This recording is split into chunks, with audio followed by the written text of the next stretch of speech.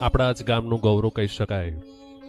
અને એમ કહેવાય છે કે સંસ્કૃત આપણી માતૃભાષા, આપણી દેવભાષા અને દરેક ભાષાની જનની. અને સંસ્કૃત જ્યાં વસેલી હોય ત્યાં શ્રી અને ભગવાન વસેલા હોય.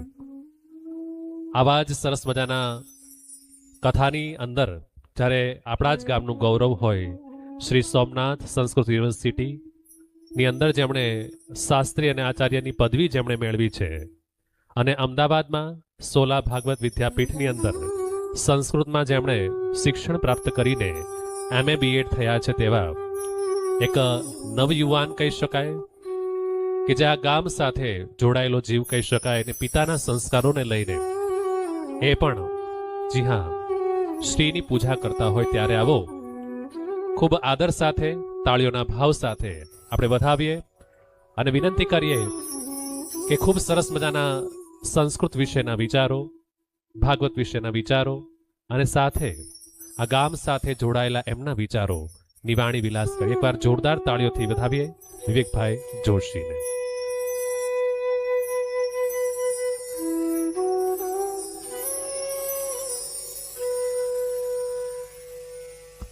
હરિ ઓમ.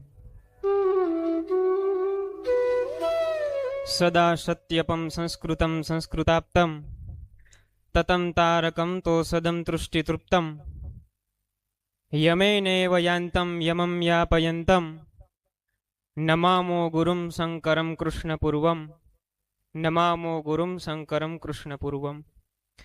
વાગર્થાવિવ સંપૃક્તો વાગર્થ પ્રતિપત્તયે જગતઃ પિતરો વંદે પાર્વતી પરમેશ્વરો. સરસ્વતીમ નૃત્યતુ વાચિ મે સદા.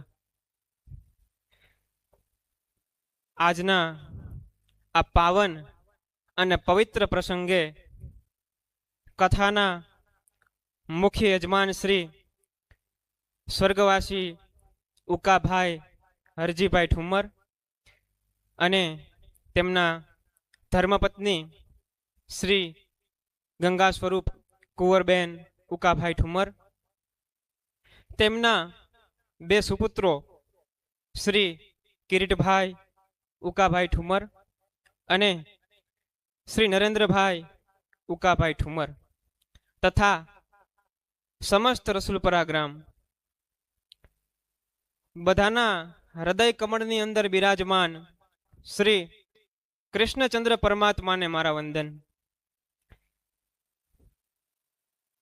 અને વ્યાસપીઠ પરથી જે શબ્દ ગંગા વહાવી રહ્યા છે, અવિરત જેમની શબ્દ ગંગા વહી રહી છે, અને એ ગંગામાં આપણે રસુલપરા ગ્રામવાસીઓ જ્યારે સ્નાન કરતા હોય એવા શાસ્ત્રી શ્રી મિહિરદાદા વ્યાસ જ્યારે કથાનું રસપાન કરાવતા હોય, અને એમના પિતાશ્રી પૂજ્ય ધનસુખદાદા વ્યાસ ના સંસ્કારોને જ આગળ વધારીને જેઓ વાંગમય સ્વરૂપની પૂજા કરે એવું કહી શકાય એવા,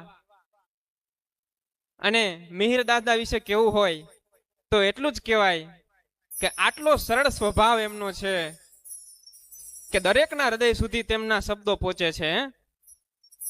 અને સરળતા છે ને સાહેબ, એ જ મહાનતા છે. બહુ કઠિન થઈ જવાની મજા નથી, સરળતા છે ને એ જ મહાનતા છે. એટલે આટલી સરળતા, અને શાસ્ત્રમાં તો કીધું છે સાહેબ કે સતેસુ જાયતે સુરઃ સહસ્ત્રેસુ ચ પંડિતઃ. 100 વ્યક્તિ હોય ને સાહેબ, એમાંથી એક સૂર ઉત્પન્ન થાય. સહસ્ત્રેસુ ચ પંડિતઃ, 1000 વ્યક્તિ હોય ને એમાંથી એક સારો વિદ્વાન બ્રાહ્મણ બને. અને વક્તા 10 સહસ્ત્રેસુ, 10,000 વ્યક્તિ હોય ને ત્યારે આપણને મિહિરદાદા જેવા વક્તા મળે. અને દાતા ભવતી વાનવા, સાહેબ દાતા તો ભાગ્ય જ મળે છે એવું કહેવાય. અને ઠુમર પરિવાર જો આવું આયોજન કરતું હોય, અને મને શાસ્ત્રની વાત યાદ આવે કે હું પણ સંસ્કૃતનો વિદ્યાર્થી છું, તો સાહેબ તિસ્રહ ગતિ ભવતી વિત્તસ્ય, 3 ગતિ ધનની કીધી છે. દાનમ ભોગમ તથા નાશમ. એક ધન હોય એનું દાન થાય સારા કાર્યોની અંદર, એક ધન છે એનો ભોગ થાય પોતાના માટે એક ધન હોય એનો નાશ થાય, જે કોઈના હાથમાં ન આવે. પણ ઠુમર પરિવાર ભાગ્યશાળી નહીં પણ મહાભાગ્યશાળી છે કે એનું ધન ધર્મ કાર્યમાં વપરાય છે સાહેબ. આવા ભગવત કાર્યમાં જેનું ધન વપરાય છે તો આપણું ધન કેટલું પવિત્ર હશે સાહેબ. અને મને કહેવાનો આનંદ એ થાય કે સાથે સાથે રામ મંદિરનું નવનિર્માણ થઈ જવા રહ્યું છે. તો શાસ્ત્ર કહે છે કે રામો રાજમણી સદા વિજયતે, રામો વિગ્રહવાન ધર્મ. રામના કામની અંદર આપણને ખબર છે કે પશુ પક્ષીઓ અને પ્રાણીઓ પણ જોડાણા હતા સાહેબ. નાની ખિસકોલીથી માંડી અને હનુમાનજીની સાથે વાનર શેડા પણ જોડાતી હોય તો આપણે તો મનુષ્ય છીએ સાહેબ, આપણે શું ન કરી શકીએ. અને રામ મંદિરના નવનિર્માણની અંદર મને ગર્વ છે કે જેમ જેમ રામ મંદિરની ઈંટો છે એ ચણાતી જશે એમ આસ્થાનો વિજય થતો જશે. આ માત્ર મંદિરનું નિર્માણ નથી, આ સંસ્કૃતિનું પુનરુત્થાન છે, આ આસ્થાનો વિજય છે સાહેબ. એટલે મને ગર્વ છે કે કથાની સાથે સાથે ધર્મ કાર્ય પણ થઈ જવા રહ્યું છે. એટલે વ્યાસપીઠ પરથી જે શબ્દ ગંગા વહી રહી છે તેમાં આપણે સૌએ સ્નાન કરવાનું છે.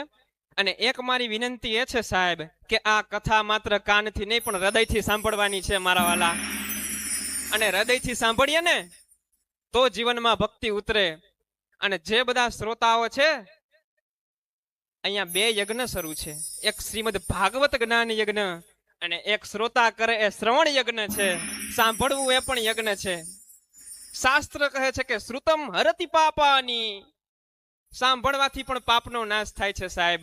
જો સરખું સંભળાઈ જાય ને તો ભક્તિ જીવનમાં ઉતરી જાય, પણ હૃદયથી કથા સાંભળી હોય તો ઉતરે. એટલે આપણે શ્રવણ યજ્ઞ કરવાનો છે. અહીંયા જ્ઞાન યજ્ઞ શરૂ છે તો શ્રોતાઓએ શ્રવણ યજ્ઞ કરવાનો છે. તો વધુ સમય ન લેતા મને અહીં વાણી પવિત્ર કરવાનો અવસર આપ્યો એ માટે હું